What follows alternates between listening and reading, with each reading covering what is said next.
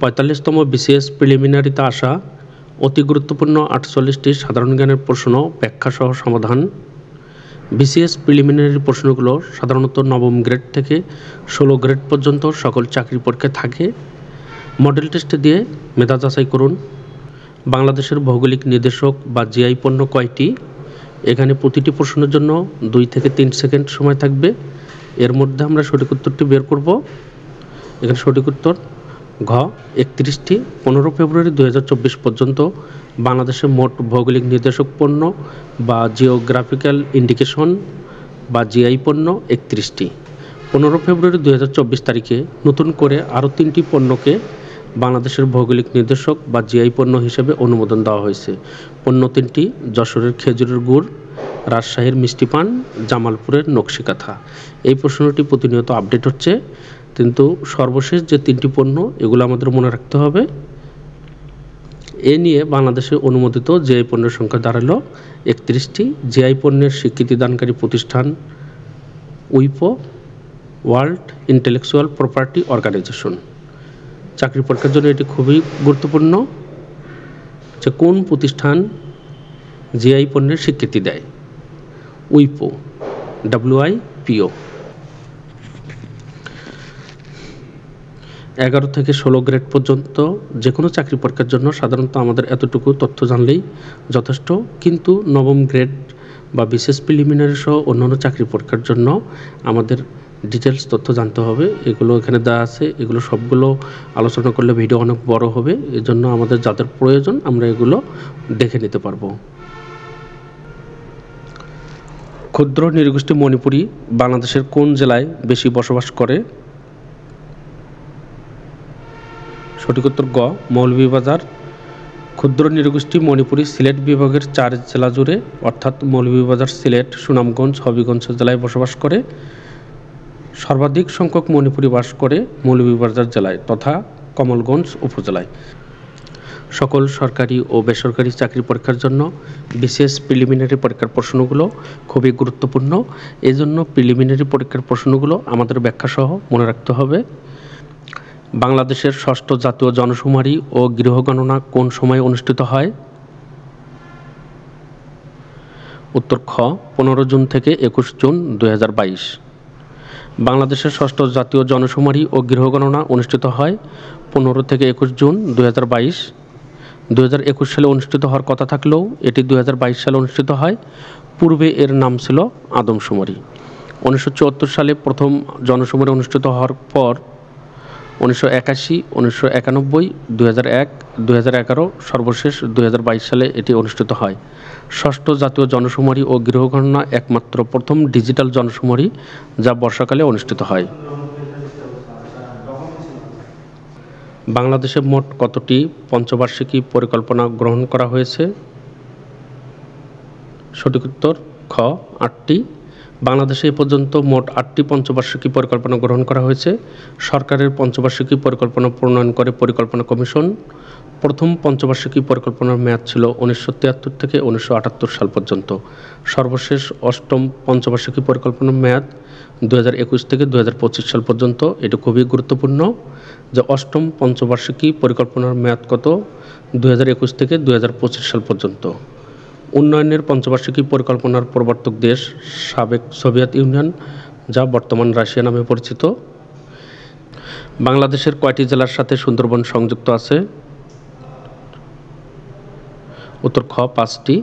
বন অধিদপ্তর তথ্য অনুযায়ী সুন্দরবন বাংলাদেশের 3টি জেলা জুড়ে খুলনা, বাগেরহাট, সাতক্ষীরা।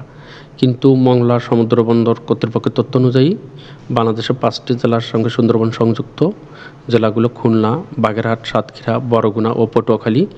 পুরাতন সকল বইয়ে যে তথ্যটি দেওয়া রয়েছে বাংলাদেশের 5টি জেলার সঙ্গে সুন্দরবন সংযুক্ত। পূর্ব পাকিস্তান আওয়ামী মুসলিম লীগ প্রতিষ্ঠাকালীন সাধারণ সম্পাদক কে?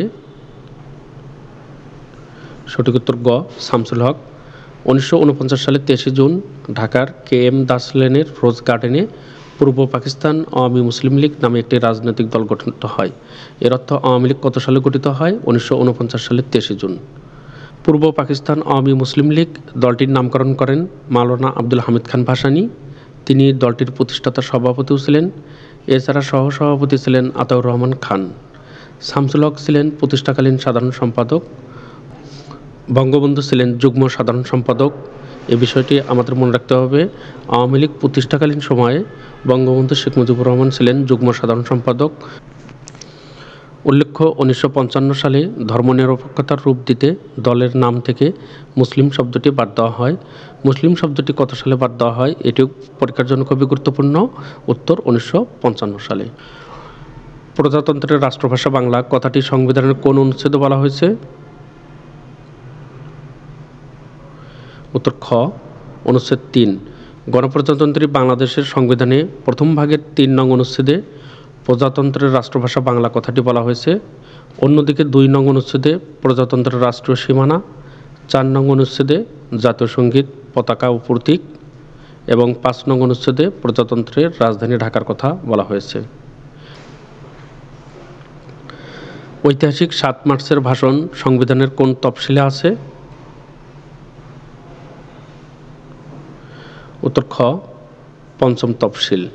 1971 সালের 7 মার্চ ঢাকার রেসকোর্স ময়দানে জাতির পিতা বঙ্গবন্ধু শেখ মুজিবুর রহমানের প্রদত্ত ঐতিহাসিক ভাষণ গণপ্রজাতন্ত্রী বাংলাদেশের সংবিধানের 5ম তফসিলে সংযোজন করা হয়েছে।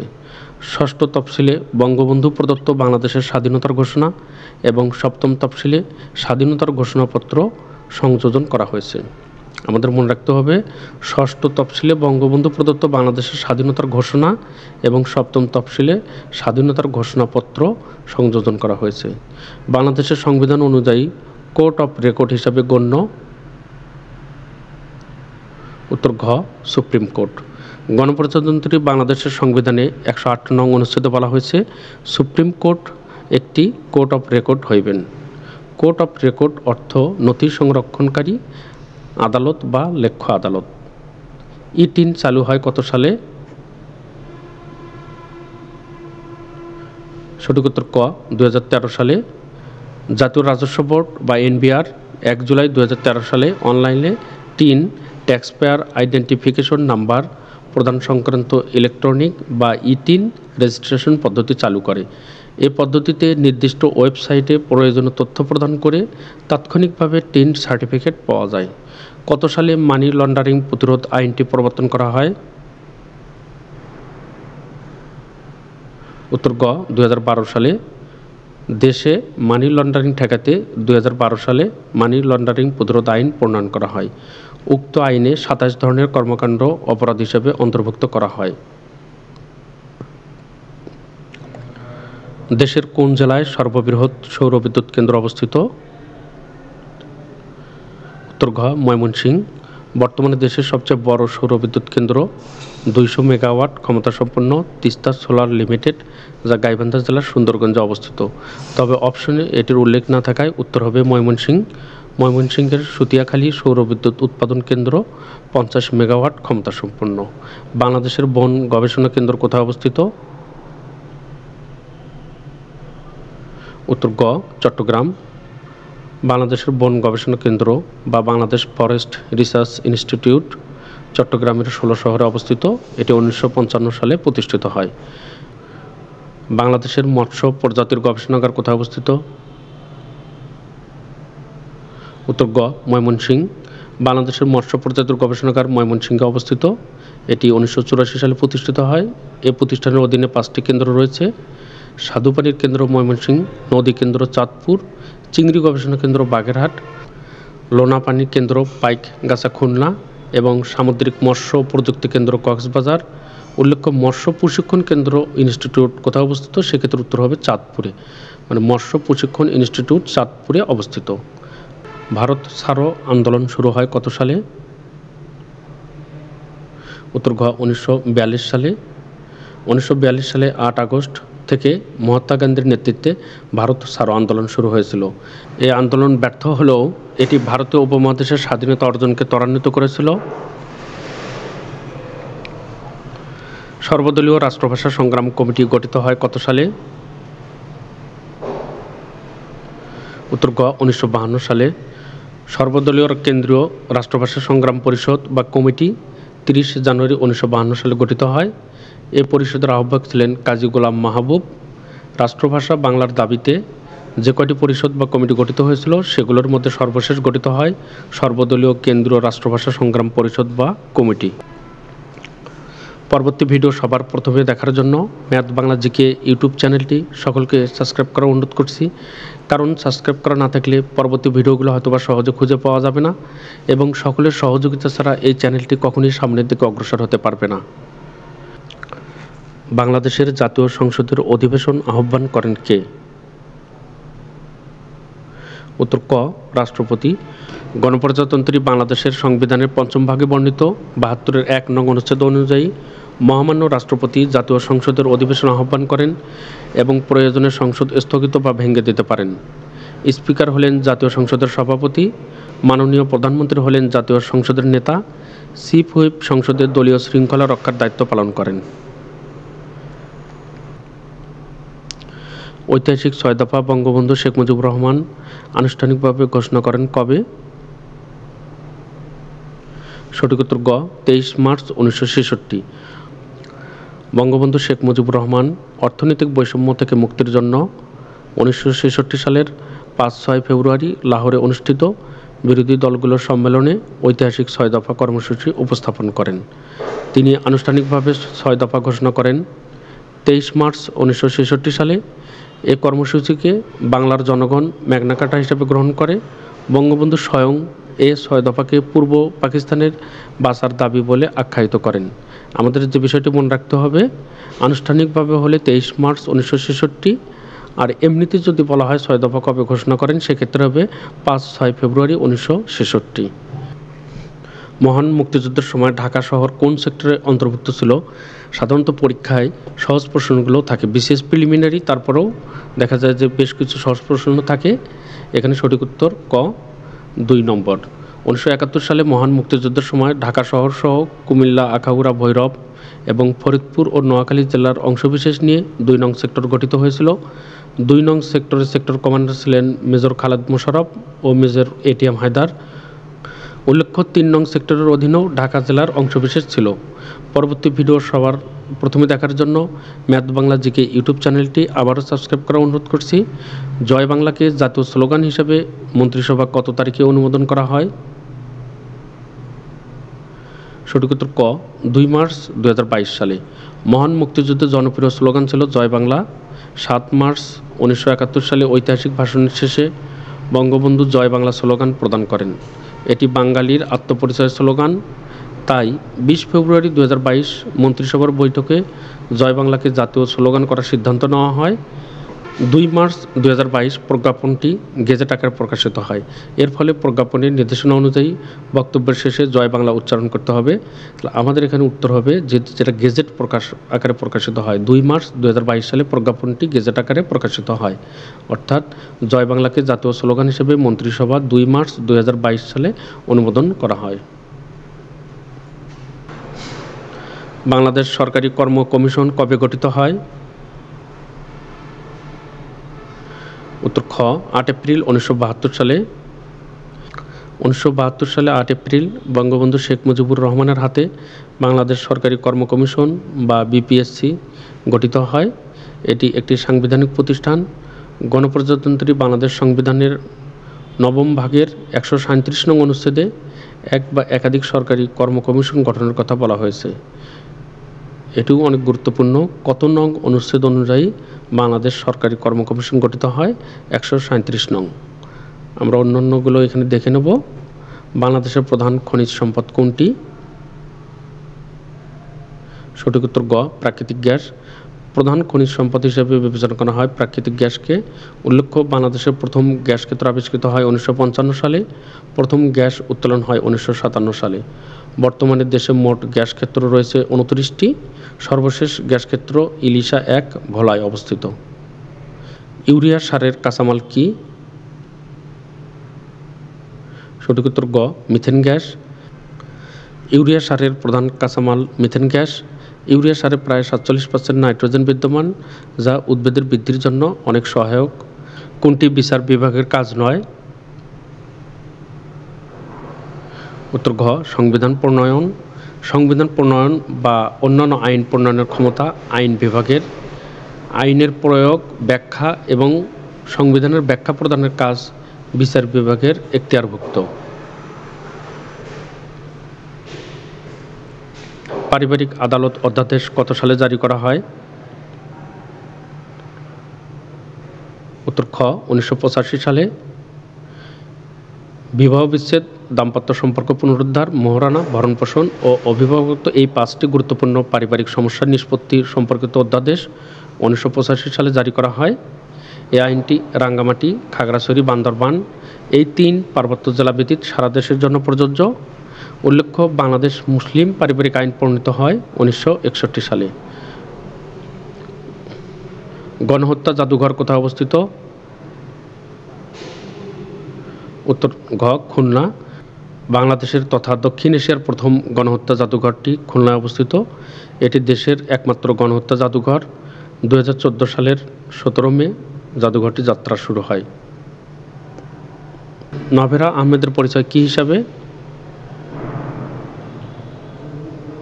উত্তর ঘ ভাস্কর। বাংলাদেশের আধুনিক ভাস্কর্য শিল্পের রূপকার নভেরা আহমেদ, যিনি 2015 সালে ইন্তেকাল করেছেন। তার বিখ্যাত ভাস্করগুলো এখানে দেওয়া রয়েছে, আমরা এখান থেকে দেখে নেব। তিনি 1997 সালে বাংলাদেশের দ্বিতীয় সর্বোচ্চ সম্মাননা 21 পদকে ভূষিত হন। আয়তনে বাংলাদেশের সবচেয়ে বড় জেলা কোনটি? সঠিক উত্তর ক রাঙ্গামাটি। আয়তনে বাংলাদেশের সবচেয়ে বড় জেলা রাঙ্গামাটি। আয়তনে বাংলাদেশের সবচেয়ে ছোট জেলা নারায়ণগঞ্জ। অন্যদিকে জনসংখ্যার দিক থেকে বাংলাদেশের বৃহত্তম জেলা ঢাকা এবং ক্ষুদ্রতম জেলা বান্দরবান। আমাদের মনে রাখতে হবে, আয়তনে বাংলাদেশের বড় জেলা সেক্ষেত্রে রাঙ্গামাটি, ছোট জেলা নারায়ণগঞ্জ। জনসংখ্যার দিক থেকে বাংলাদেশের বড় জেলা ঢাকা এবং ক্ষুদ্রতম জেলা বান্দরবান। কোন এলাকাকে মেরিন প্রোটেক্টেড এরিয়া MPA ঘোষণা করা হয়েছে? উত্তর খ সেন্ট মার্টিন এবং এর আশেপাশে এলাকা। জীববৈচিত্র্য হ্রাস রোধ, প্রবাল দ্বীপের সুরক্ষা, জলবায়ু পরিবর্তন রোধে সেন্ট মার্টিন দ্বীপ এবং এর আশেপাশের এলাকাকে মেরিন প্রোটেক্টেড এরিয়া MPA হিসাবে ঘোষণা করা হয়েছে। কূটনৈতিক ক্ষেত্রে অবদানের জন্য গত 2020 সালে প্রবর্তিত পুরস্কারের নাম কি? সঠিক উত্তর নেই। সঠিক উত্তর Bangabandhu medal for diplomatic excellence. কূটনৈতিক ক্ষেত্রে সাহসী ও অসামান্য অবদানের জন্য 2020 সালে প্রবর্তিত পুরস্কারের নাম Bangabandhu medal for diplomatic excellence. পররাষ্ট্র মন্ত্রণালয় প্রতি বছর এই পুরস্কার প্রদান করে। 2022 সালে এই পুরস্কার লাভ করেন পোল্যান্ডে অবস্থিত বাংলাদেশের রাষ্ট্রদূত লায়লা হোসেন এবং ঢাকায় জাপানের রাষ্ট্রদূত ইতো নাওকি। কোন নদীটির উৎপত্তি স্থান বাংলাদেশ? উত্তর ঘ হালদা নদী। এশিয়ার একমাত্র প্রাকৃতিক মৎস্য প্রজনন ক্ষেত্র হিসাবে পরিচিত হালদা নদী বাংলাদেশের পার্বত্য চট্টগ্রামের বাদনাতলি পাহাড় হতে উৎপন্ন হয়ে বঙ্গোপসাগরে পতিত হয়েছে। অপরদিকে কর্ণফুলী নদীর উৎপত্তিস্থল ভারতের মিজোরামের লুসাই পাহাড়ের লংলেহ উপত্যকা। নাপ নদীর উৎপত্তিস্থল মিয়ানমারের আরাকান পাহাড়। মেঘনা নদীর উৎপত্তিস্থল ভারতের মিজোরাম রাজ্যের লুসাই পাহাড়ে। এগুলো বিভিন্ন চাকরি পরীক্ষায় এসেছে, এজন্য আমাদের এগুলো মনে রাখতে হবে। পানিতে দ্রবীভূত অক্সিজেন কোথায় অবস্থান করে? উত্তর খ পানির আন্তঃআণবিক স্থানে। পদার্থের অণুসমূহ পরস্পরের মধ্যে সর্বদা কিছু ফাঁকা স্থান থাকে। 2টি অণুর মধ্যবর্তী ফাঁকা স্থানকে আন্তঃআণবিক স্থান বলে। পানিতে দ্রবীভূত অক্সিজেন পানির এই আন্তঃআণবিক স্থানে অবস্থান করে। উল্লেখ্য, বায়ু থেকে যে অক্সিজেন পানিতে দ্রবীভূত হয় তার বেশিরভাগই পানির উপরিভাগে অবস্থান করে। গ্রিনহাউস গ্যাসের কোন গ্যাস বর্তমানে বৃদ্ধি পাচ্ছে না? উত্তর খ CFC। গ্রিনহাউস গ্যাসগুলো carbon dioxide, methane, CFC, nitrous oxide, ozone. Montreal প্রোটোকলের ঘোষণা অনুযায়ী CFC গ্যাস বর্তমানে বৃদ্ধি পাচ্ছে না। বাংলাদেশের সিডর কখন আঘাত হানে? উত্তর ক 15 নভেম্বর 2007 সালে। সিডর সিংহলি ভাষা শব্দ যার অর্থ চোখ। এটি বাংলাদেশে আঘাত হানে 2007 সালের 15 নভেম্বর। বাংলাদেশের প্রায় 30টি জেলার 200টি উপজেলায় সিডর আক্রান্ত হয়। বাংলাদেশের অর্থনৈতিক সমুদ্র সীমা কত নটিক্যাল মাইল? উত্তর খ 200 নটিক্যাল মাইল। বাংলাদেশের মোট সীমান্ত দৈর্ঘ্য ৫,১৩৮ কিলোমিটার। এর মধ্যে ভারত সংলগ্ন স্থল ও নৌ সীমান্ত এলাকার দৈর্ঘ্য ৪,১৫৬ কিলোমিটার। মিয়ানমারের সাথে রয়েছে ২৭১ কিলোমিটার। অন্যদিকে মোট জলসীমার পরিমাণ ৭১১ কিলোমিটার। সেই সাথে বঙ্গোপসাগর তীরবর্তী দেশ হয় এই দেশের ভূখণ্ডগত অর্থাৎ সমুদ্র সীমা ১২ নটিক্যাল মাইল অথবা ২২.২২ কিলোমিটার। অর্থনৈতিক সমুদ্র সীমা উপকূল থেকে ২০০ নটিক্যাল মাইল অথবা ৩৭০.৪০ কিলোমিটার পর্যন্ত বিস্তৃত। নিচের কোনটি বাংলাদেশের সর্ববৃহৎ গ্যাস ক্ষেত্র? উত্তর গ তিতাস। বাংলাদেশের সর্ববৃহৎ গ্যাস ক্ষেত্র হলো তিতাস গ্যাস ক্ষেত্র। এটি ১৯৬২ সালের Brahmanbaria Pakistan Shell oil company কর্তৃক আবিষ্কৃত হয়। ১৯৬৮ সাল থেকে এখান থেকে গ্যাস উত্তোলন করা হয়। আর বাংলাদেশের প্রথম গ্যাস ক্ষেত্র আবিষ্কৃত হয় ১৯৫৫ সালে সিলেটের হরিপুরে। এই গ্যাস ক্ষেত্র থেকে ১৯৫৭ সালে গ্যাস উত্তোলন শুরু হয়। সর্বশেষ ইলিশা ১, যা ভোলা জেলায় অবস্থিত, ২৯তম। ভূমিকম্প সংঘটন বিন্দু সরাসরি উপরে ভূপৃষ্ঠস্থ বিন্দুকে কি বলে? উত্তর গ এপিসেন্টার। আমরা যাদের প্রয়োজন ব্যাখ্যাগুলো এখানে দেখে নেব।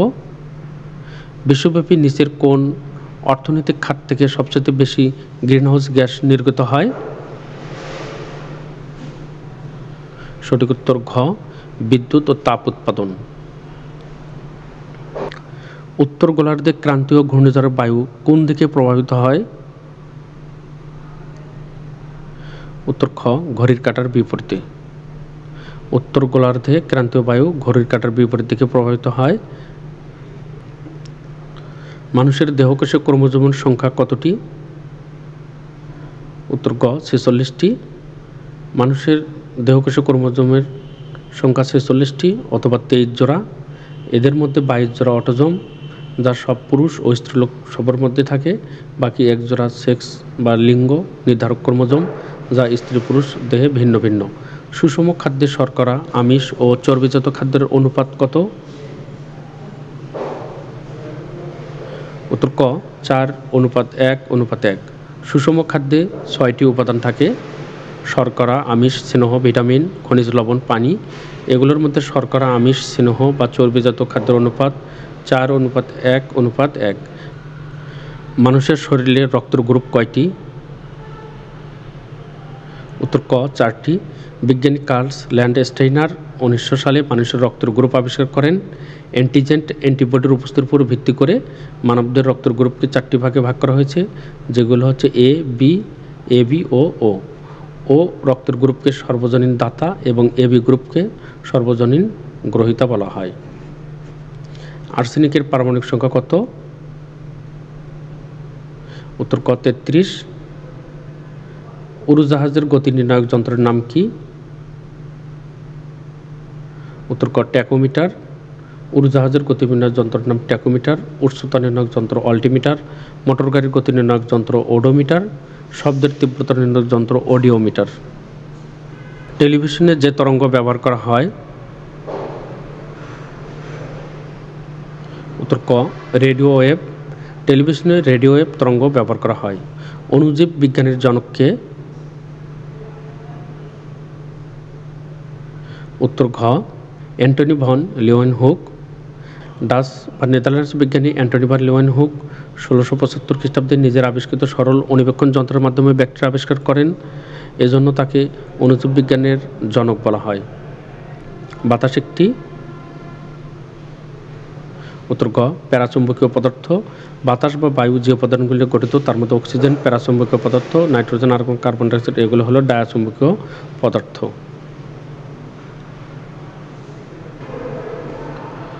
বিশ্ব ব্রহ্মাণ্ডের সবচেয়ে বেশি গ্যাস হলো? উত্তর ঘ হাইড্রোজেন। বিশ্ব ব্রহ্মাণ্ডে যে গ্যাসটি সবচেয়ে বেশি পাওয়া যায় তা হলো হাইড্রোজেন, কারণ মহাবিশ্বের সকল নক্ষত্রে যে গ্যাসটি সবচেয়ে বেশি থাকে হাইড্রোজেন, প্রায় ৯০%। পৃথিবীর বায়ুমণ্ডলের সবচেয়ে বেশি পরিমাণে রয়েছে nitrogen gas ৭৮.০২%। Math Bangla GK YouTube চ্যানেলে বিভিন্ন চাকরি পরীক্ষা ও বিশ্ববিদ্যালয় ভর্তি পরীক্ষার জন্য গণিত, বাংলা সাধারণ জ্ঞানের আপডেট প্রশ্ন এবং বিগত চাকরি প্রশ্ন নিয়ে ব্যাখ্যাসহ ভিডিও আপলোড করা হয়। এজন্য চ্যানেলটি সকলকে সাবস্ক্রাইব করার অনুরোধ করছি। সাবস্ক্রাইব করা থাকলে পরবর্তী ভিডিওগুলো সবার প্রথমে আপনি দেখতে পারবেন। ধন্যবাদ।